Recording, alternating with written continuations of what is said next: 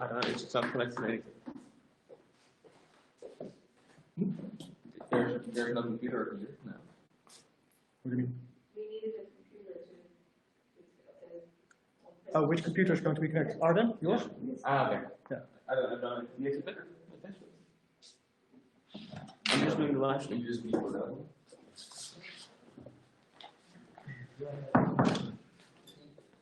Maybe this one. Yeah.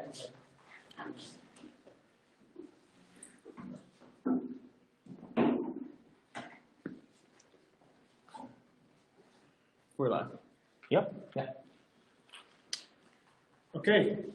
I hope the sound's coming through well. Thank you very much for tuning in on the Holland Fintech Meetup in Amsterdam, live today, online, rather than actually having a real big bunch of people together. Really happy to actually have this audience, a little bit of an audience here that makes it a bit less awkward than standing here just by myself talking to a wall. So great that you're all here. We've got some great companies here from Startupbootcamp that are going to tell you a little bit more about what they're doing these days. And of course, in the meanwhile, we hope to just create a really engaging environment. Because for us, it's also a bit new to actually experiment in this way and do a completely live event. I really hope it's going to be entertaining for you and that you can follow live from anywhere where you are, where of course we all have to adapt a little bit as most companies by now have adopted a working from home policy. So I truly hope that we're able to still deliver some useful insights into FinTech now actually across the whole world. And I really look forward to actually doing this event together with you. Please engage with us through our website and event space and YouTube channel to actually make sure that if you have any questions or feedback, because of course as this is the first, we don't intend it to be the last, so we'd like to really hear from you and see what we can do next time. I would actually probably introduce myself. My name is Don Ginsel. I set up Holland Fintech as a company about 5.5 years ago, and now we're quite a big player in the FinTech ecosystem across Europe, where we bring more than 600 companies together that we feel that collaborate really well about financial innovation.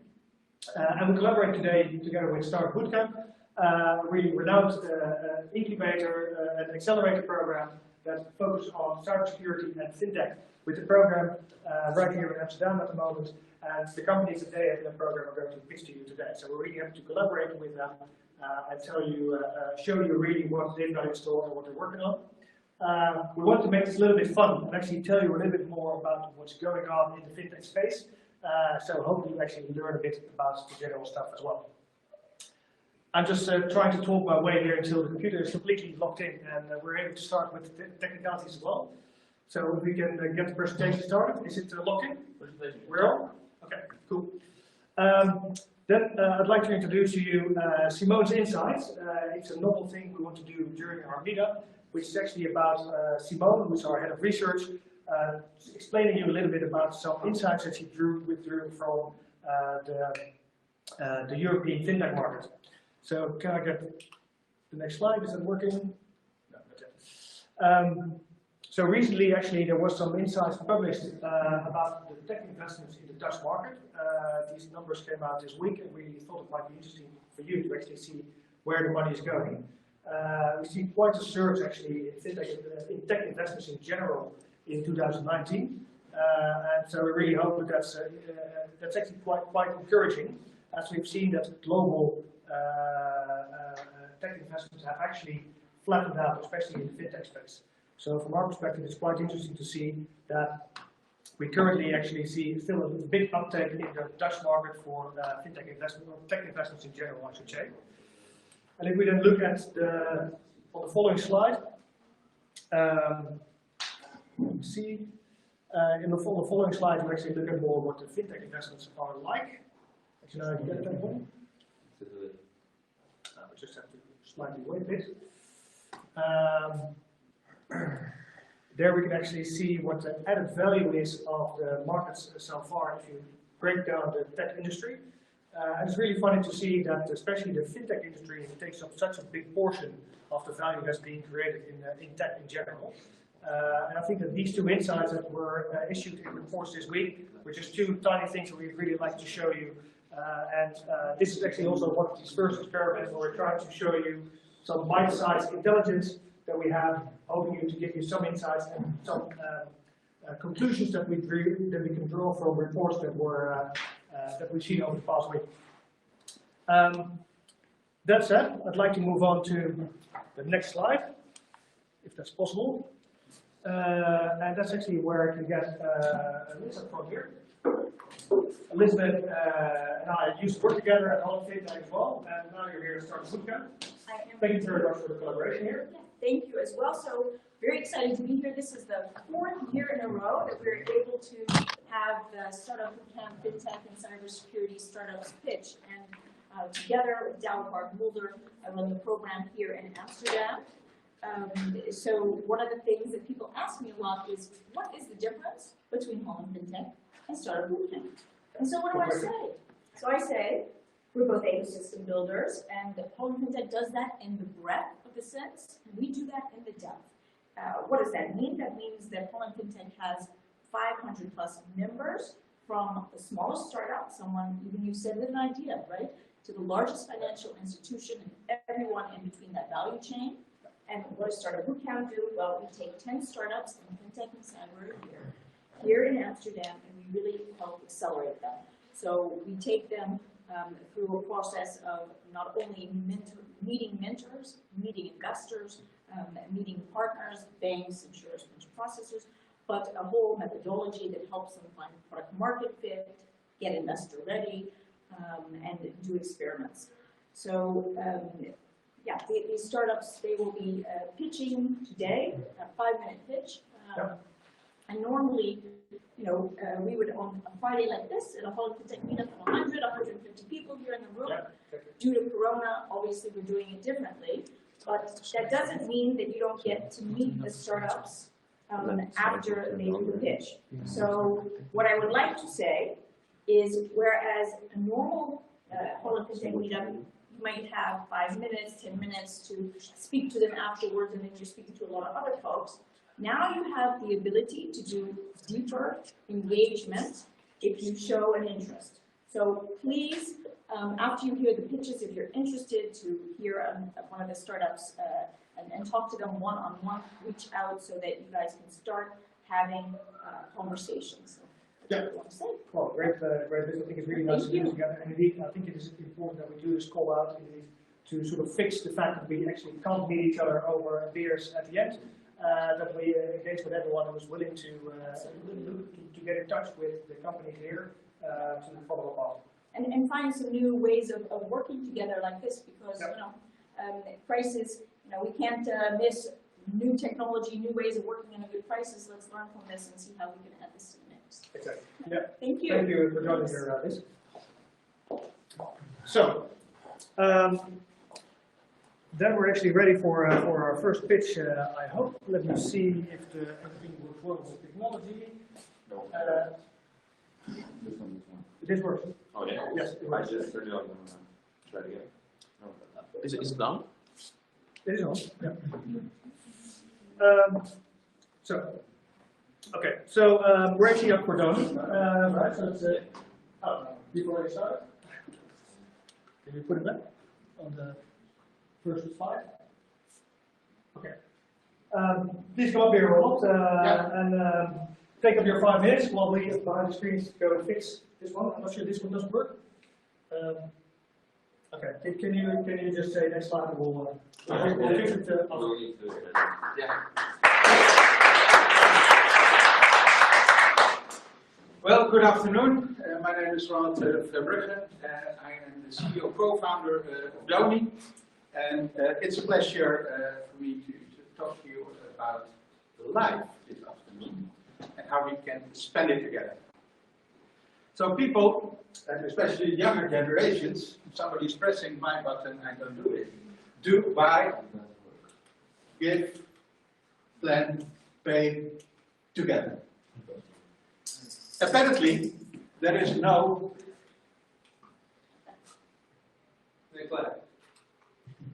platform that support these younger generations to manage their finances as a group, which actually is very relevant when you look to today. Just click it away. Shall we start over? Yeah, that's right. Does it work? When you look at financial institutes and consumer platforms and retailers today, of course, they offer great existing products and services on a one-to-one basis. But what we can offer is a new layer that supports groups in achieving what they want, with totally new, socially driven financial instruments on top, or embedded, integrated with your current offerings. So Doni is a B2B2C platform that offers you all the means to achieve a group needs. Let me show you a little bit how it works. So people group together for some reasons in life, apparently. So they can group together, you know, because they want to save or buy something for someone on a special life event. That can be everything. It can be a marriage, it can be a graduation, anything. Also, they group together because they think it's worth saving money together for some purpose. Very relevant these days, I think, because we will find a lot of purposes that we have grouped together and save together and choose together and spend together. Another reason can be that they group together because they want to do something together, like going on a group holiday or whatever. So let me see how it works. So you create a group financial goal. You can invite with only others to contribute. You can discuss together online. You can vote, and you can select, and you can contribute financially by transferring your money online in the platform in our e-wallet. And at a certain point, at the end of the group goal, you can cash it out or send it to somebody online everywhere in the world. So what is the user's benefit? Well, with this tool, you can achieve your group and individual wants faster, more efficient, and cost efficiently. Also, you can share your data with consumer brands, retailers, and others, and they can compete with each other over your purchase intent, which of course can deliver you great discounts. If you share your data with financial institutes, and they can see on this platform, mention me one other platform in the world where you can see what are people saving up to, when do they want it, how likely would it be that they achieve this once as a group together. Financial institutes can offer you the right product or services at the right time in relationship to this data. The same, of course, goes for your family and friends, because they want to do everything to help you to achieve your goal. The benefit for the partners, well, you empower your customers to achieve their individual and group wants, so the group needs. And of course you can do with this data one-on-one marketing and make them offers exactly on the right time with the right products or the right advice. Another benefit is that with these social features, you will increase your customer satisfaction. As a financial institute, you will increase your relevancy, and you will finally boost your sales.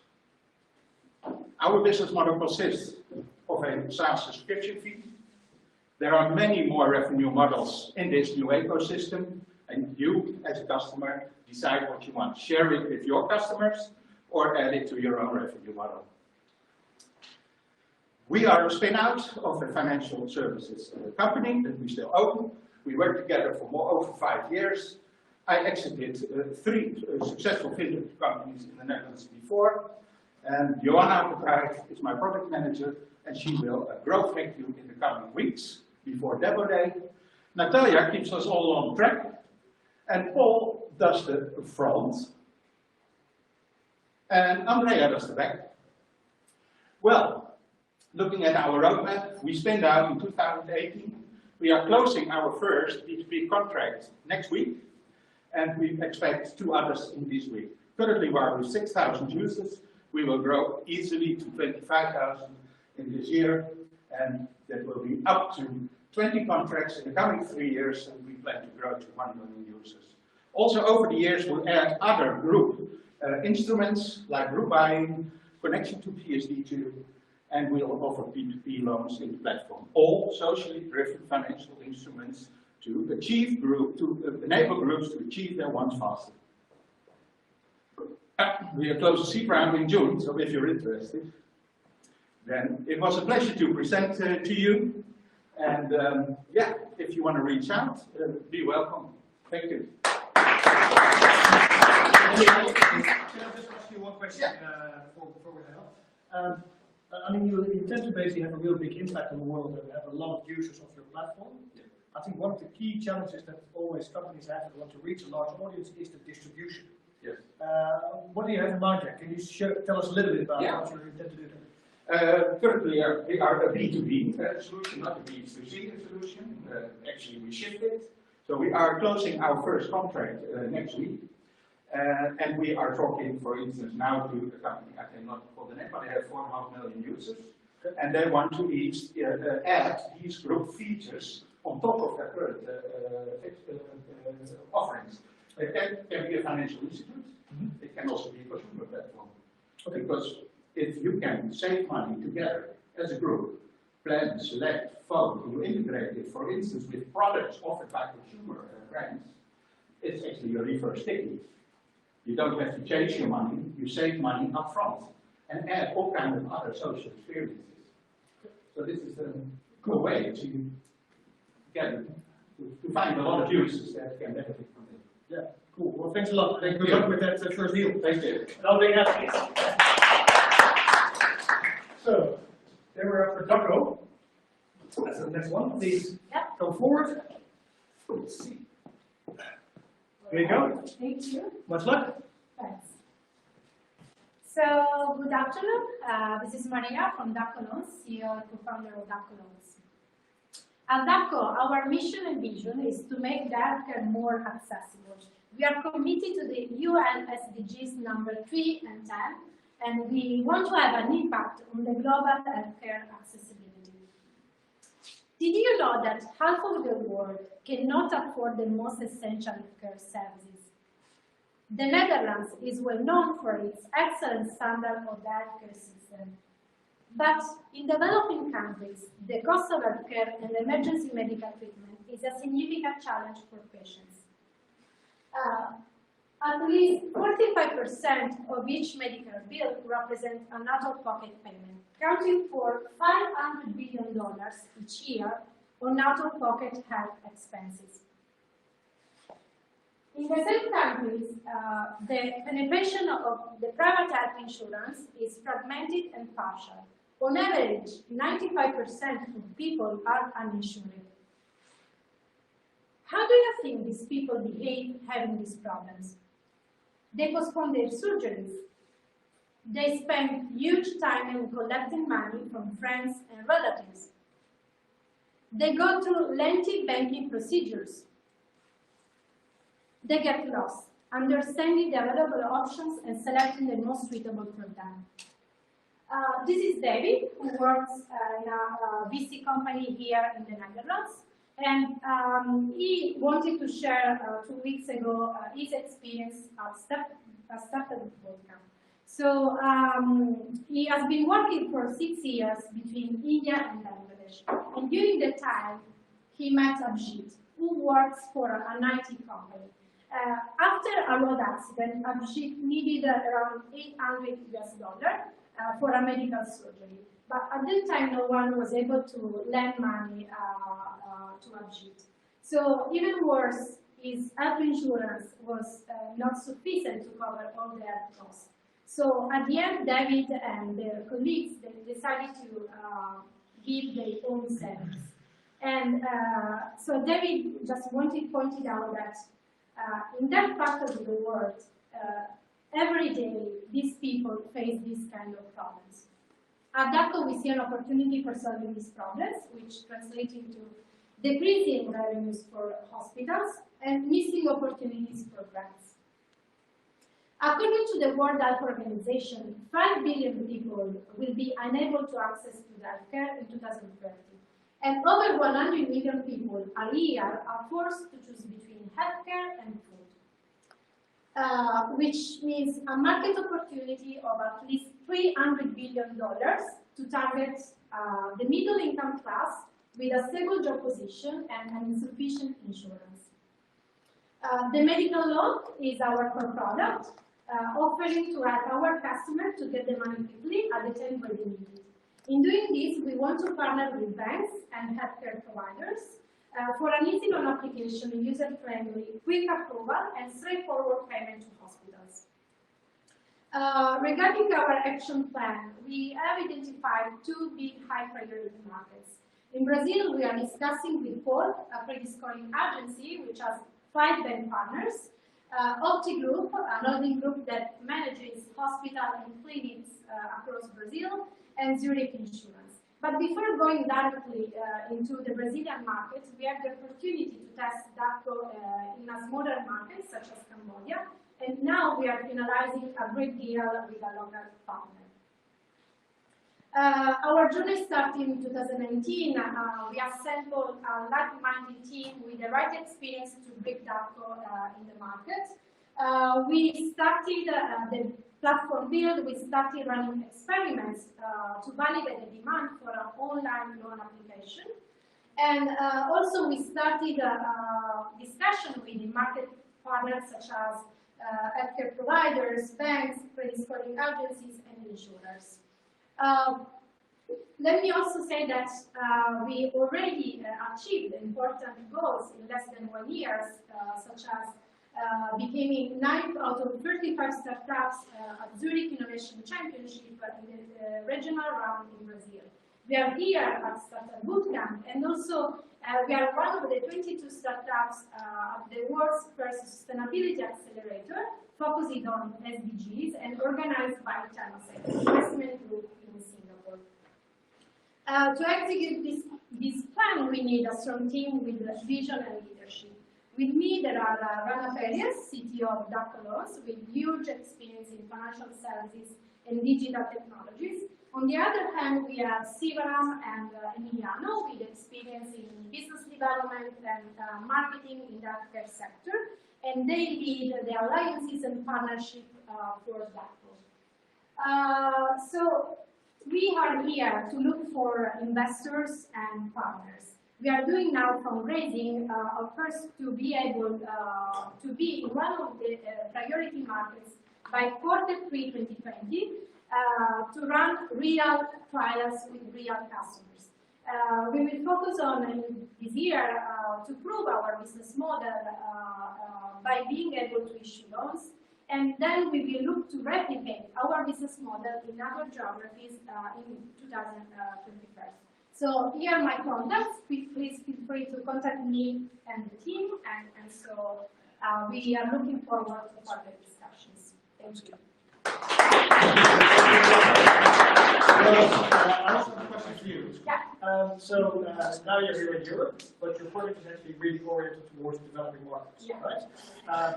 That would probably mean that you're looking for some European partners, for example, as well, to help you on your quest there. Maybe it's also a good moment to call out what kind of partners are you still looking for in that perspective? Yeah, of course. We are looking for first big banks which have strong presence in developing countries. As I showed you, we already started to talk with some European banks which have presence in South America, but also in Asia. So now we have these big opportunities in Brazil and Cambodia. So we are looking for partners, financial institutions, insurers, and non-banking financial companies that are looking for opportunities in this space in their geographies. Super. Well, very nice. Good luck with your trip, and give her another big hand. And now we're going to switch to risk priorities from the USA, if all goes well. Yes. Skip a second to. If you go to the YouTube channel of Holland Fintech, you will see that immediately there.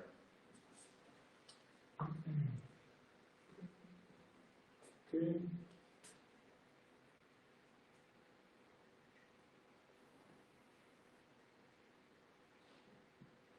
You just turn it up the camera. Yeah.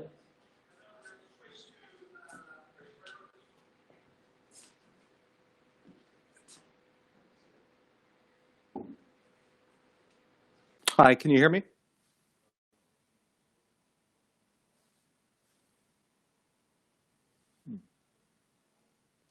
Good afternoon, can you hear me?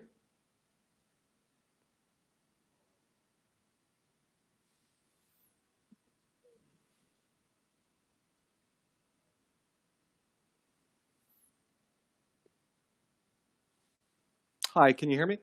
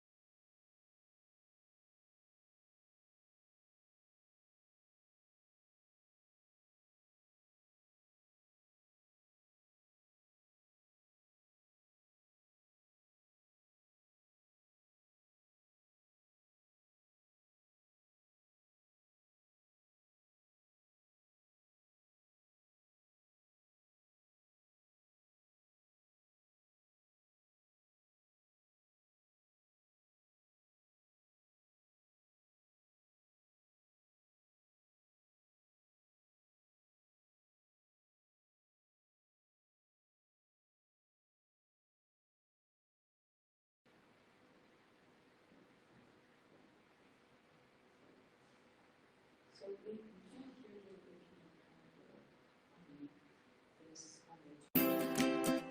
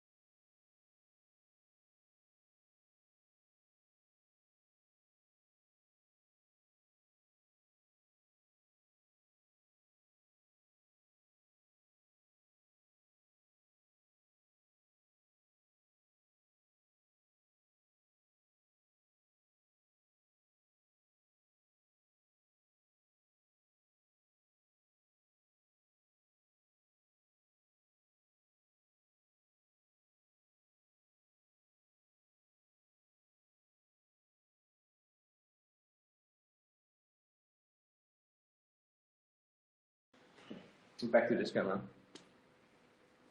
Okay. Then we're with Tytonical. Let's give it a big hand.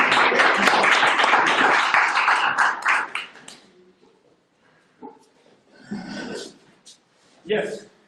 Okay, guys, take it away. Use your speaker. Super. Good luck.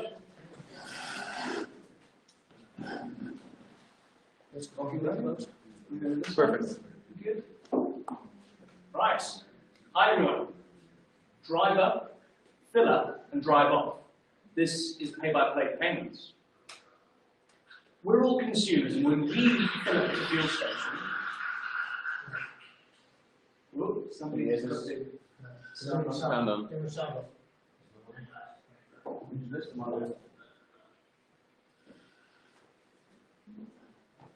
Maybe is that from these the screen out?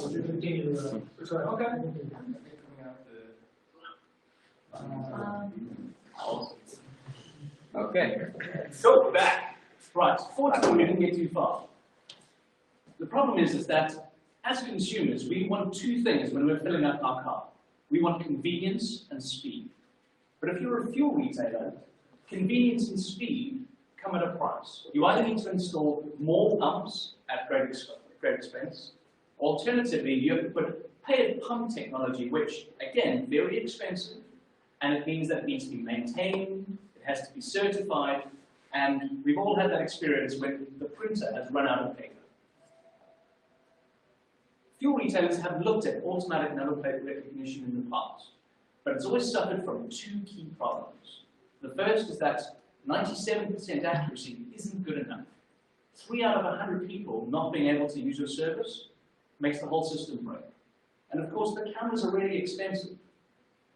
The solution is Tytonical's patent pending, pay by plate, payment solution, all the P's. What we do is we take the existing fee, that 97% accuracy, we put it on steroids, and we get 99.997% accuracy. So how does this work from a user perspective? Well, the user will interact with a network of applications who accept our technology, and they will then either pay a monthly fee or per transaction fee. Over the coming weeks and months, we understand where, how, and when consumers pay for fuel. And that allows our merchants to send targeted, contextually relevant offers to those consumers at the right time and the right place.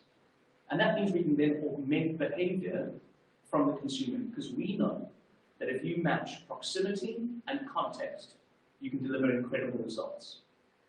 And further to these results, what else do we offer to our clients like a fuel retailer? Well, firstly, we save them €7,500 per pump, and we generate them €2.5 million per annum, as well as a whole host of other advantages.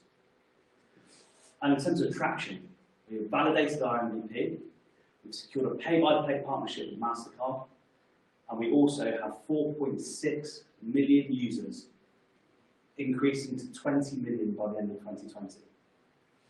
And of course, we do have competition. However, they all suffer from an inability to scale or increased friction at the point of interaction. Because you just need a license plate and there are no new apps to download, no gadgets to install, and you don't need the latest BMW to use our solution, Tytonical is the only solution that has a frictionless experience and immediate scalability. And that means we're dealing with a big market. But we've been hearing a lot about this market, haven't we? Of course we have. I mean, fuel's a dying market, right? Well, wrong. In fact, it's still growing, and it's going to continue to grow to 2035. But by that point, it won't matter to us anyway, because whether it's facial recognition, CCTV, or license plate recognition technology, we improve user identification across all platforms. And this is our amazing team. Here we've got Grant, who's worked at MasterCard for 5 years. I myself have been involved in license plate recognition technology for the last decade. And Andrew is a technical ninja. We're looking for partners. We're looking for retailers, fuel retailers, and lease companies to work with.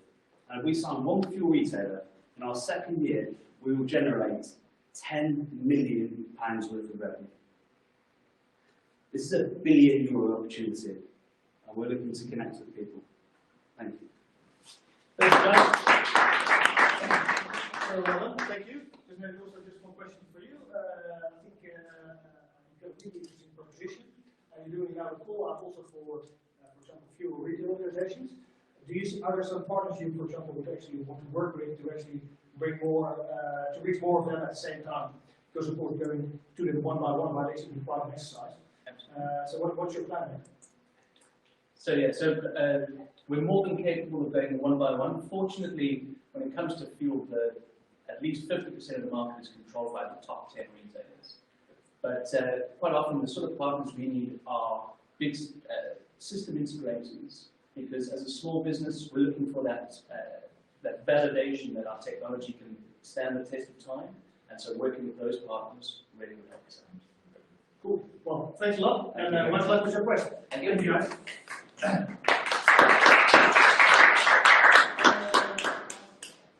Yeah, then we're actually up for some intermezzo. So we want to do the Kahoot quiz with you. Like the ones that actually have been to our physical meetup are familiar with.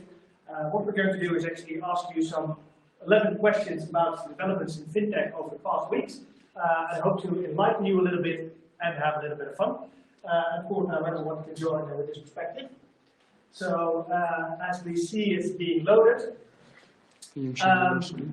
The idea is that you actually go to your mobile phone, you go to Kahoot.it, or use the Kahoot app, and you use the pin that you can see on your screen right now. And for the ones that can't see it, it's 8644975. 8644975. And you can pick your own name. Please keep it decent. And of course, you can use your company name if you want to be a bit commercial. And of course, have an audience. We'll just wait a little bit for everyone to join in. I see someone is stealing my name here. We've got Finos again on board, one of the regulars on the meetup, doing very well usually. Of course, there's some company names. Who else have we got? So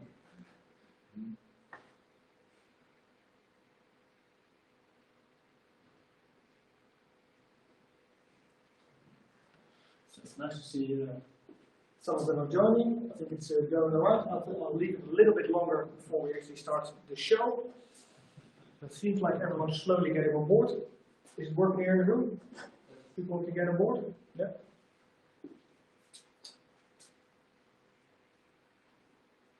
Okay. Cool. Now it seems to be a bit more quiet. We can see the rest coming on board later on. But let's get started with questions. Here we go. So the idea is I'll read out the question, and the question, the answers are tied to a color, and the color you have to pick on your phone to make the vote and choose the one. So one of the questions is, how is Alipay helping 40 million service providers in Asia or in China? Are they merging with WeChat? That's orange. Yellow, are they providing a new pay later option? And blue, opening up their platform as an online gateway, or green, connecting to them to banks in Europe. As you can see here, the blue one was actually correct. They're opening up their platform to facilitate other online service providers. So, well, Finn is doing very well, very nice. It's good to know also that actually the speed of answering helps. So don't wait for me to read out all the questions, just vote as long as you know the answer. Why are EU banks calling the anti-money laundering industry ineffective? This week they actually launched a letter to the ECB to complain about the new anti-money laundering directive. It gives that too much advantage for the US. Money laundering only happens using cryptocurrency. It's based on their legacy systems, or barely 1% of the cases is prosecuted. And this is indeed the last one. Only 1% of the cases that they have to report are actually prosecuted, so it actually feels like they're doing 99% of the work without having any effect. Yeah, okay. All right. And Finn is doing very well. Nice. All right. Let's go to the next question. Revolu's trading platform shut down 3 times last week. Due to what reason? Extended market volatility, too many users, not enough users, or being acquired by the Dutch trading app Pax.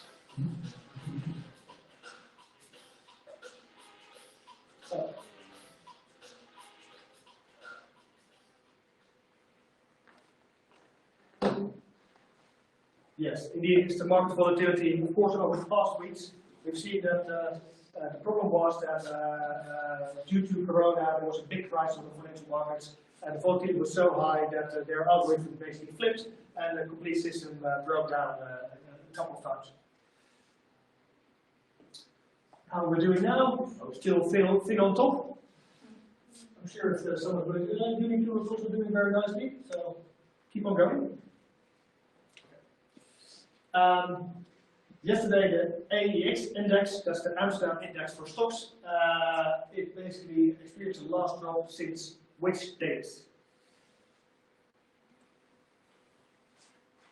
87, 82, 07, or 03.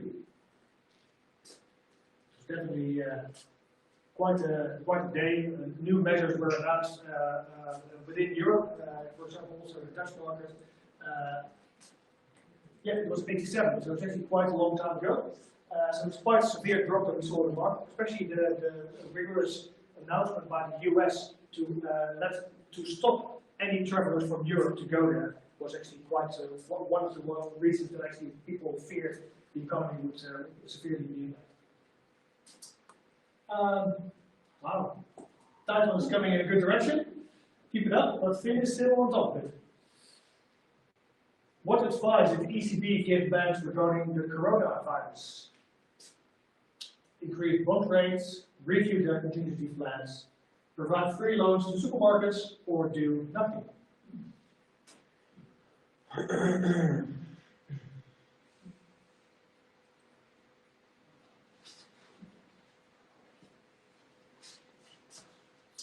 Yes, review their contingency plans. I've also seen some letters coming in indeed while they were on their reviews because we work with banks a lot and we're actually now being reviewed as one of their suppliers.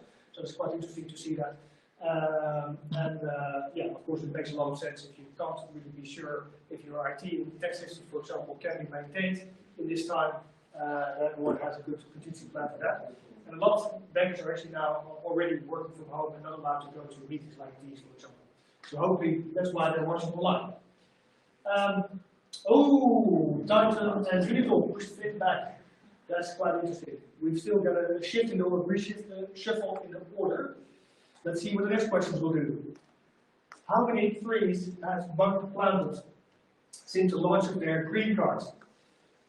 So they basically make a system where you can save for every spending that you do, they will plant a tree. So how much is that so far?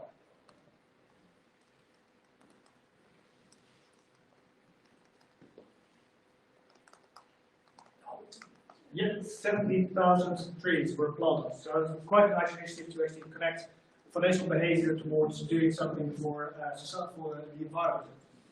How are we doing? A little shift of Titan growth, doing very nicely.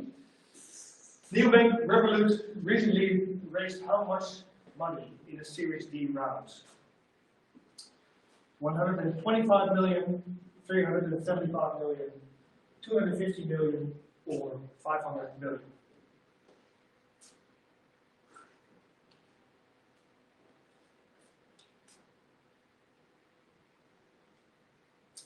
Yes, most of you got that right. That's 500 million. Good to see. One of the companies that are actually doing really well in their growth of users across Europe.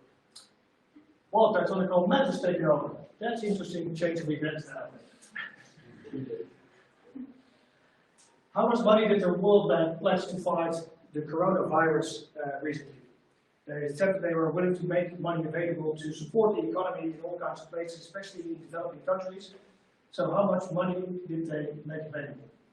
2 billion, 4 billion, 22 billion, or 12 billion?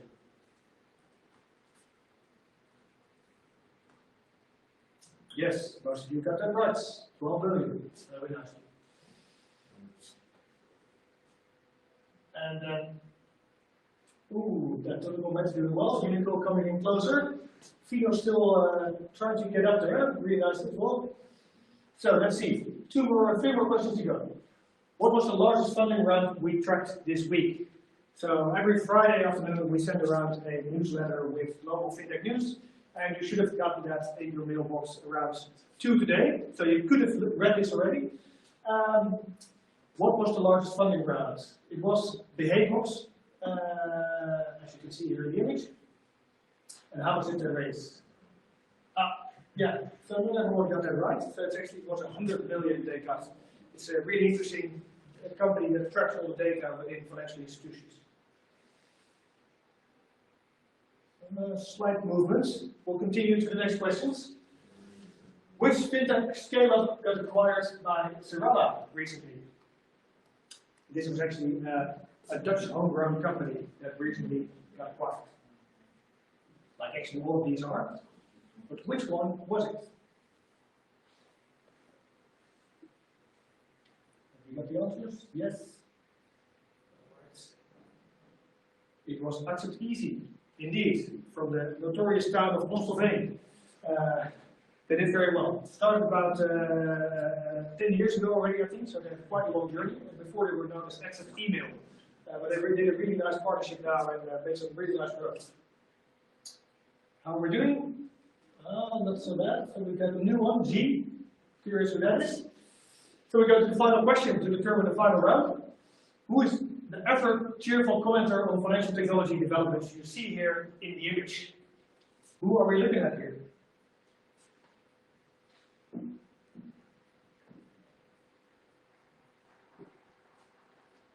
This is one to call Know Your FinTech Influencers. Oh, that was, I was expecting that more people would actually know about Chris Keir. He's a famous writer of a lot of books about how sort of the financial industry is actually changing these days, and quite a regular speaker at all kinds of events as well. So that was it. So let's see who actually made it to the podium. We got number 3 is Gregory. Congratulations. EK in the room made it here to number 2, and number 1, Tytonical Matt. Congratulations. Cool. We hope you find this in any case enlightening, and told you also a little bit about some of the developments we recently saw in FinTech. So thanks for joining in here, and we'll give you a little prize afterwards, Tytonical Matt. Then we continue the pictures now. So we'll move on. Let's see. Yeah, we're ready for Uniqul. Please come forward. Let's take it together. Good luck. Hello, everyone. My name is Rasman, and I am CEO of Uniqul, and we are a face recognition technology which is focusing on ID verification. We are a team coming from Finland, and Finnish people are not really known to be very outspoken, but I can assure you we have real passion for this technology that we are working with, and I wake up every day to work with this tech. We are a team of 2 co-founders, me, Ruslan, and Marco, and we have 2 other developers working with us. Together, we have been doing a number of projects, research projects funded by the government of Finland and recently by the government of the Netherlands. And we have also been doing projects with leading financial institutions in Europe. Banking world is moving towards an online and mobility-based onboarding and banking services. And we believe that this is the only way forward, and nothing will stop this trend. Unfortunately, banks and financial institutions are often attacked by fraudsters.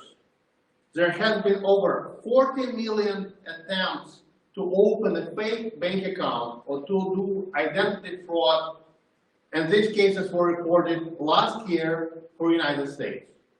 In Europe, the situation is similar, and there are billions of dollars lost due to identity fraud. And the problem is getting worse. Which of those faces do you think are real people? And the answer is none. All of them have been generated by a computer algorithm called deepfakes. And the cost of identity forgery and identity theft is falling. Identification procedures are moving towards an online environment, and there are new technologies such as deepfakes and deepfake videos, which are making it easier and cheaper for attackers to forge an onboarding procedure.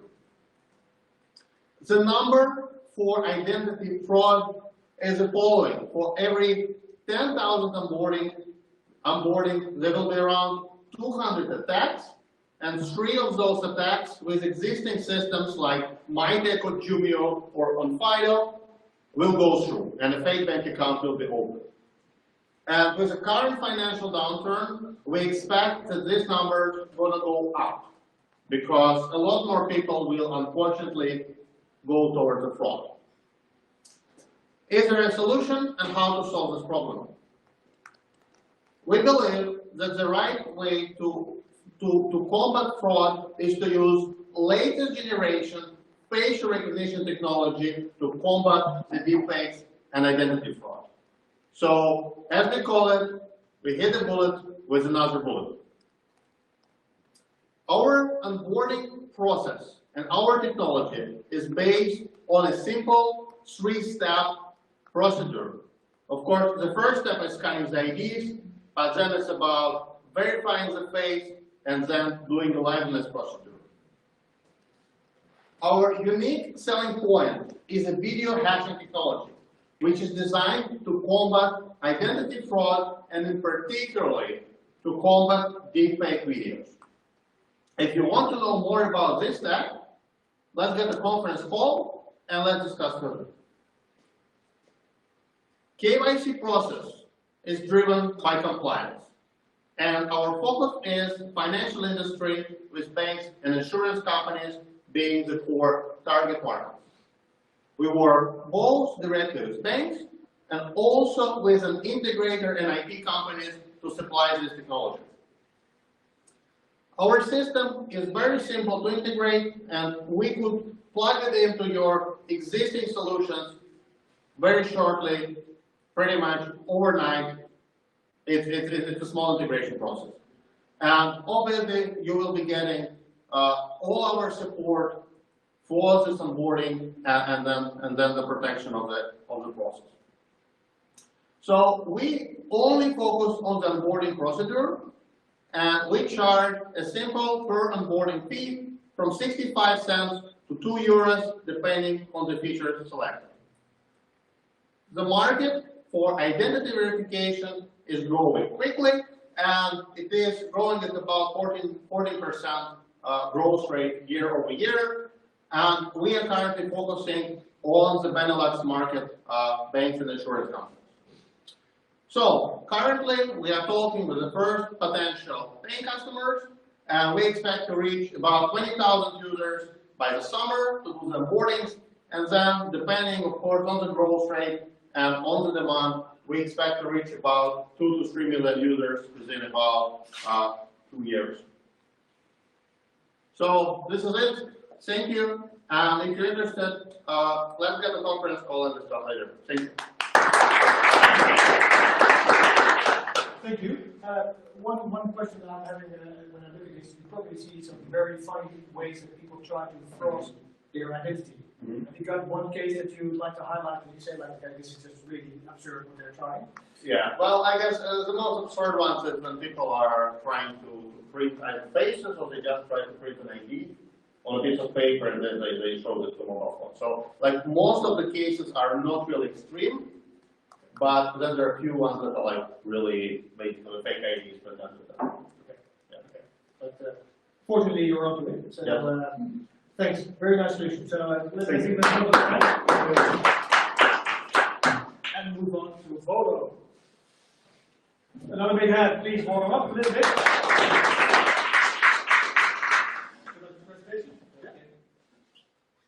Good afternoon.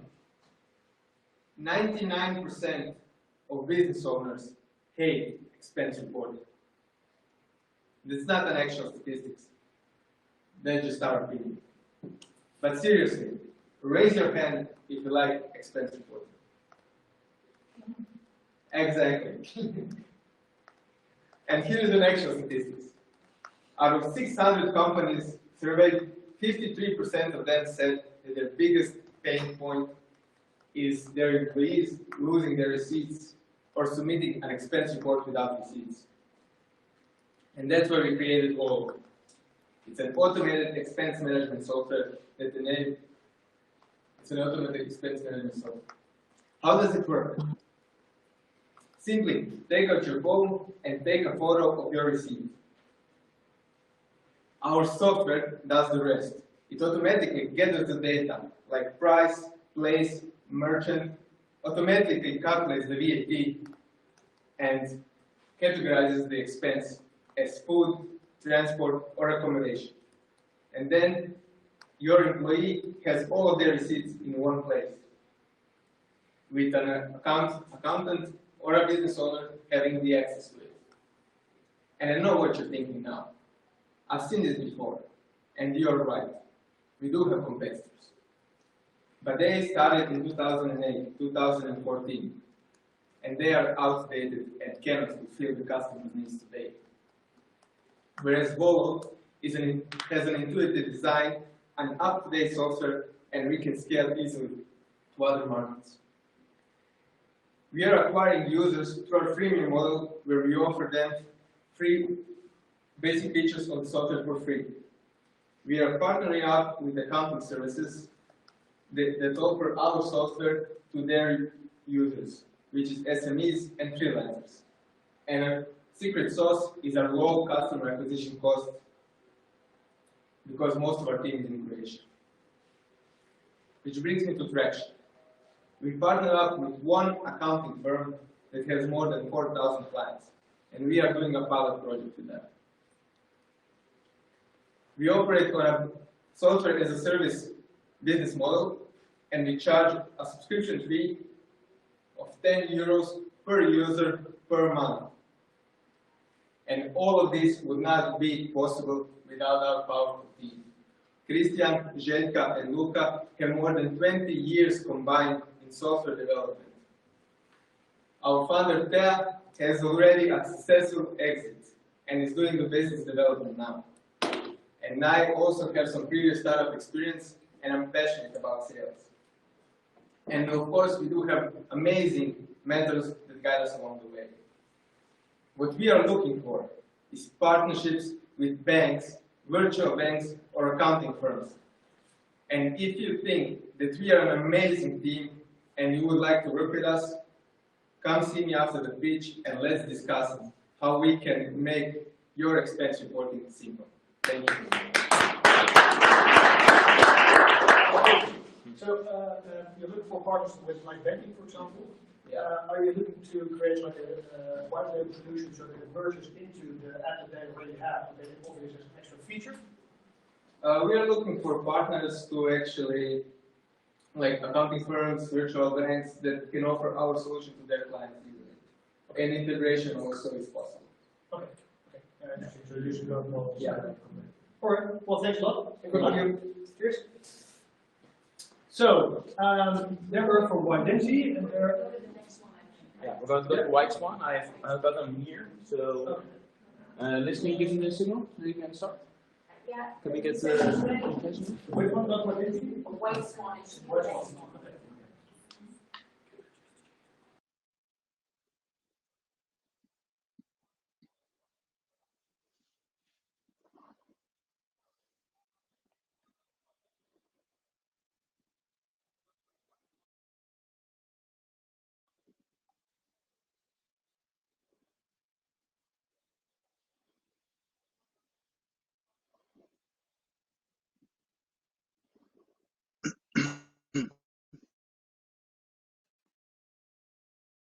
Hi, Stan. All right.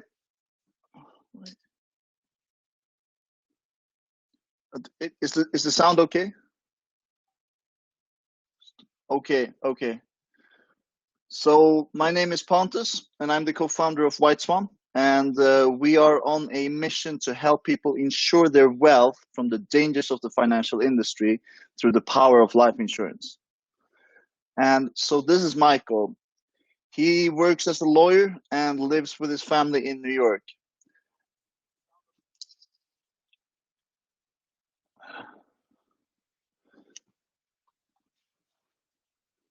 And when it comes to investing, he follows the common advice of investing his money in a diversified stock market portfolio. But back in 2008, he lost more than half of his savings due to an urgent cash need. And now, almost 10 years later, with all of the mass hysteria going on about the coronavirus, he's desperately looking for a safe way to invest his money without taking huge risks. But what Michael and thousands others like him doesn't know is the power of insuring their wealth with life insurance. This asset class has been used by wealthy families like the Rockefellers for centuries because of its amazing qualities of a minimum guaranteed return with no taxes, as well as the ability to use the money inside of the account without withdrawing it through secured loans. And so the problem that this industry is currently facing is a lagging technology adoption. And currently, there's no digital marketplace for permanent life insurance. Instead, the average client has to deal with physical, dishonest insurance agents dragging them through cumbersome physical sign-up processes, taking as much as 4 to 6 weeks. And on top of that, they have to pay outrageous commissions of as much as 80 to 120% commissions of the first year's payment. And so as a response to these industry challenges, we are creating the first ever digital marketplace for permanent life insurance, where clients can get signed up in weeks, not minutes, where advice is generated by smart financial algorithms, not skewed incentives, and where the front-loaded commissions are cut out completely in favor of a low, flat commission of 5%. And so our business model is to be an insurance broker and take a flat 5% commission on premium, as well as a 0.5% commission on loans. But how are we going to do this? Well, during this program, we've been able to find an amazing partnership that gives us access to underwriting technology, as well as business licenses in all of these states that you can see right here, as well as access to more than a dozen of the biggest life insurers in the US, with companies like New York Life, Wells Fargo, and MassMutual. And so if we look at the competitive landscape of this industry, we can see that almost every single startup, which is targeting the digital consumer to trying to make the experience of buying life insurance simpler, is selling what's called term life insurance, which is a special type of life insurance that features no investment elements whatsoever. And so this is why we want to distinguish ourselves by focusing exclusively on the permanent side of the market. And if we look at the global market of life insurance, we can see that it's a huge industry. Globally, it's a $2.6 trillion industry. And because we are the first ones to do it, we want to launch in the biggest market of the world, which is the $733 billion US life market.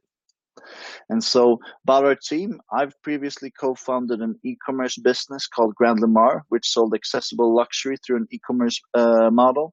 And I've also done quite a lot of algorithmic trading. My co-founder Linus has previously co-founded a web agency, as well as worked with web development and digital analytics for big companies like IKEA. So currently we're raising $400,000 to be able to launch our platform in the US, as well as onboard our first 1,000 customers from our waitlist, and optimize our offering to reach a product market fit and get that growth that will enable us to raise more capital and continue our growth. So if anyone is as excited as we are on revolutionizing this trillion-dollar industry, please do contact me on any one of these channels in the screen. Thank you so much for listening.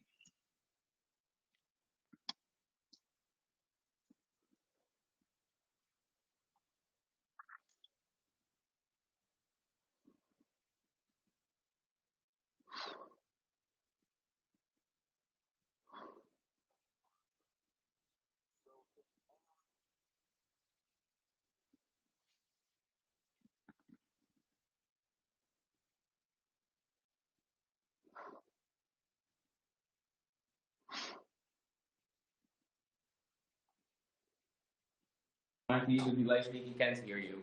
Okay, so then probably we're not going to do that. We sent a question, but I think it's going to be hard for him to answer that. For Pontus. I got the risk priority on again. Do you want to do it? Yeah, just 1 second.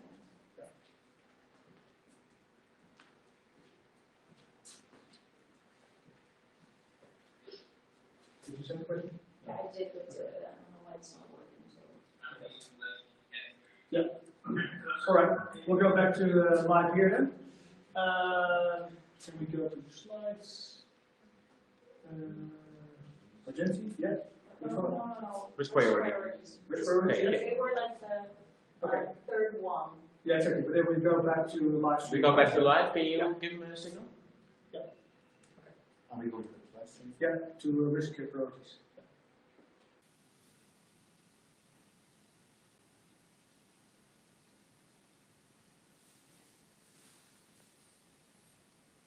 Can you please confirm you hear and see me?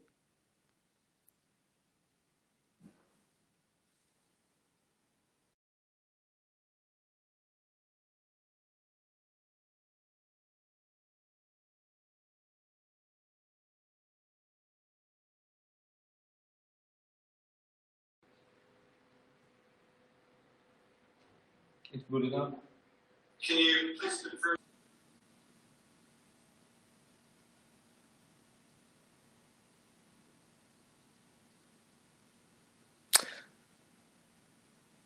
Hi, at Risk Priorities, we give banks control over compliance.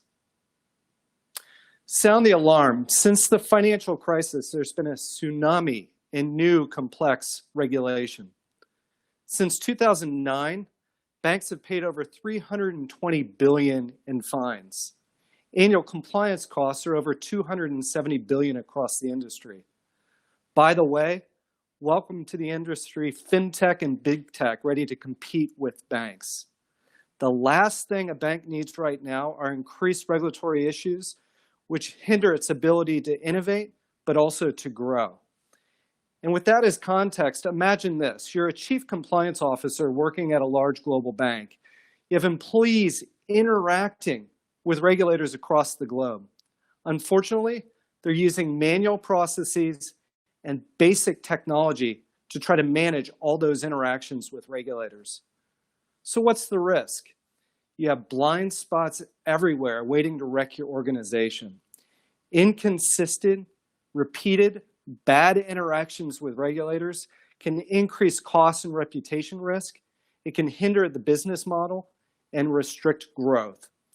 And that's why we've built RegTech IQ. It's an enterprise SaaS solution. It digitizes the company's high-risk processes related to regulatory examinations, periodic queries received from regulators, and regulatory relationship management activities. Overall, it aggregates the data and the insights needed to be successful with regulators. Some of the novel features in the platform include a risk engine, a correlations engine, but also real-time notifications. This is the type of transparency an organization gets by using RegTech IQ. They're able to better see what's going on across their environment, across the globe. Total addressable market is broad. It includes financial service companies, over 10,000. Our target market initially includes banks just like these. By the way, the global RegTech market is expected to reach $12.3 billion by 2023. Our revenue model, we basically primarily make revenue through software subscription fees, but also one-time implementation fees. The Risk Priorities team has a great deal of industry knowledge and expertise across financial services. In addition to 5 of the team members working at the Federal Reserve, we've also worked at some of the largest banks in the world, and we've studied at some of the best universities in the US. From a global RegTech thought leadership perspective, we've been featured in 3 industry magazine articles. We've also spoken at 3 industry conferences. And last year, we published a chapter which was included in a book titled The RegTech Book. Most importantly, though, we've personally felt the stress, the pressure, and the helplessness of working at a bank that's ill-equipped to manage increased regulatory scrutiny and oversight, and that's why we're here today. We're here to turn regulatory compliance from an operating cost to a competitive edge for a bank. So how are we going to get there? So looking at 2020, we're going to be acquiring funding in Q2. We'll then conduct a cybersecurity assessment on our platform and launch it in Q3 of this year. By the way, the application has been fully tested and is ready to go. We just need to do that cybersecurity assessment. We'll be looking to obtain paying customers by the end of the year. If anyone's interested in learning more about Risk Priorities in our solution, please reach out to me after the session. We're actually looking for early adopters, investors, and a strategic partner. And with that, can I answer any questions?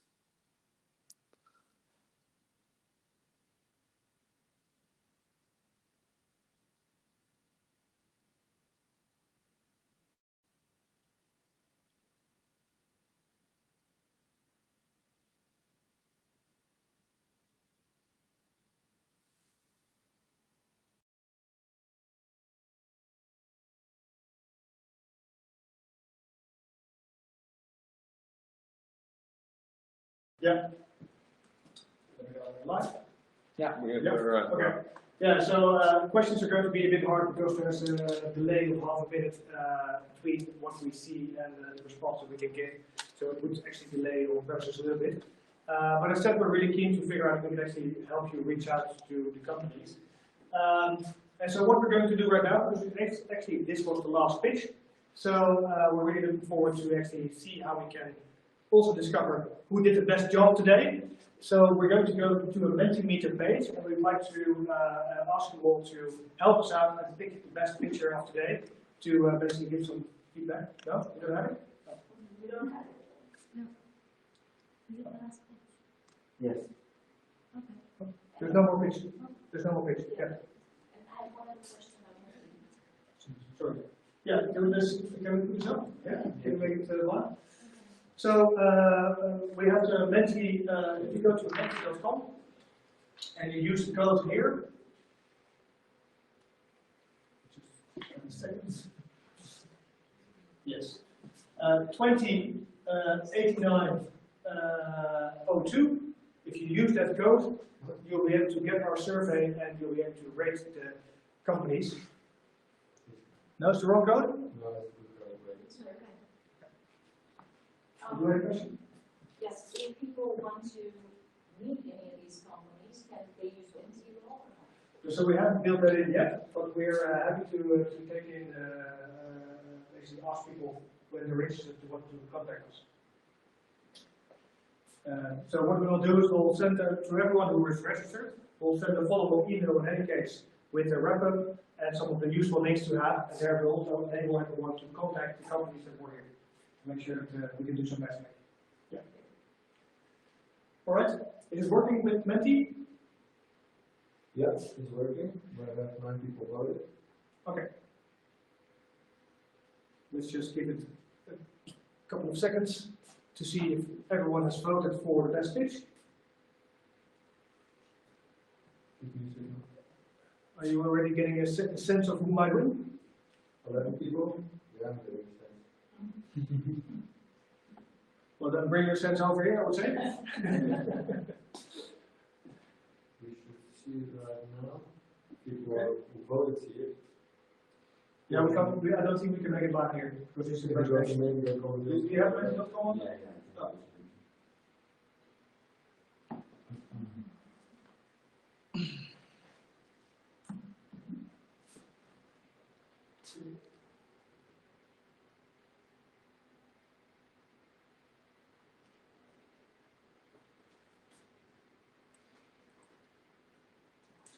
Tytonical. Welcome back.